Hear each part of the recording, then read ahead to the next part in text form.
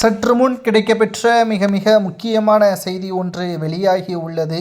உதயநிதி ஸ்டாலின் அவர்களை சிறையில் அடைக்கப்படுவது உறுதிதான்.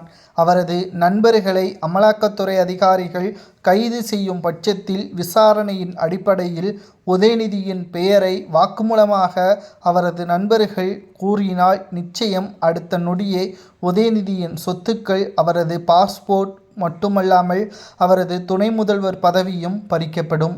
இன்னும் சட்டசபை தேர்தல் நடைபெறுவதற்கு 9 மாதங்கள் இருக்கக்கூடிய நிலையில் உதயநிதியின் நண்பர்கள் பதுங்கியிருக்கக்கூடிய இடத்தை அமலாக்கத்துறை அதிகாரிகள் கண்டுபிடித்து விட்டதாக தகவல்கள் தற்பொழுது நமக்கு கிடைக்கப்பெற்றுள்ளது.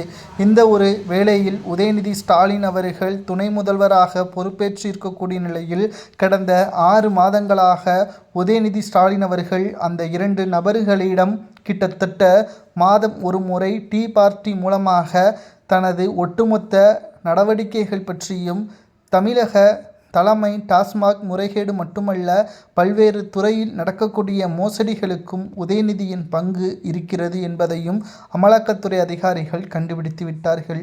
உங்களுக்கு ஒரு சந்தேகம் எழலாம். உச்சநீதிமன்றத்தில் இடைக்கால தடை தமிழக அரசு பெற்றுவிட்டது, உதயநிதி எப்படி கைது செய்ய முடியும்?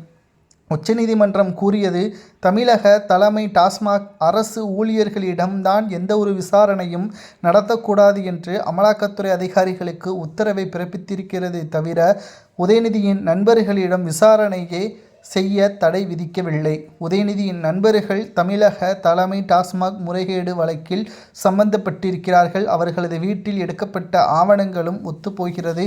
தற்பொழுது 2 நபர்கள் தலைமறைவாக இருக்கக்கூடிய காரணத்தினால் அவர்களை விசாரணையின் அடிப்படையில் நிச்சயமாக டெல்லிக்கு அழைத்து சென்றால், உதயநிதியின் பெயரை வாக்குமூலமாக அவர்கள் கொடுத்தால் நிச்சயம் உதயநிதிக்கு சிறை தண்டனை உறுதி.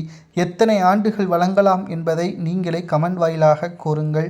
அது மட்டுமல்ல, தமிழகத்தில் தொடர்ச்சியாக பல்வேறு மாற்றங்களை நாங்கள் கொண்டு வருவோம் என்று தேர்தல் வாக்குறுதியாக சொன்ன திமுகவின் தலைவர் ஸ்டாலின் அவர்கள் சொன்ன வாக்குறுதியை நிறைவேற்றிவிட்டாரா? நீட் தேர்வு என்ன ஆட்சி? ரத்து செய்வோம் என்று கூறி ஆட்சியை அமைத்த ஸ்டாலின் அவர்கள் மக்களவை தேர்தல் முடிந்தால்தான் அதை உறுதியாக கூற முடியும் என்று கூறினார். 39 எம்பிக்களை நாடாளுமன்றத்திற்கு அனுப்பினோம். ஆனால் திமுக என்ன செய்து கொண்டிருக்கிறது? கோபாலபுரத்தின் பெருமைகளை தான் நாடாளுமன்றத்தில் கூறுகிறதே தவிர மக்களை பற்றி இன்று வரை நினைக்கவில்லை என்றும் எதிர்க்கட்சித் தலைவர் எடப்பாடி பழனிசாமி அவர்கள் கூறியுள்ளார். உங்களது கருத்துக்களை கூறுங்கள். உதயநிதி கைது செய்யப்பட்டால் என்ன தண்டனை கொடுக்கலாம் என்பதை மறக்காமல் கூறுங்கள்.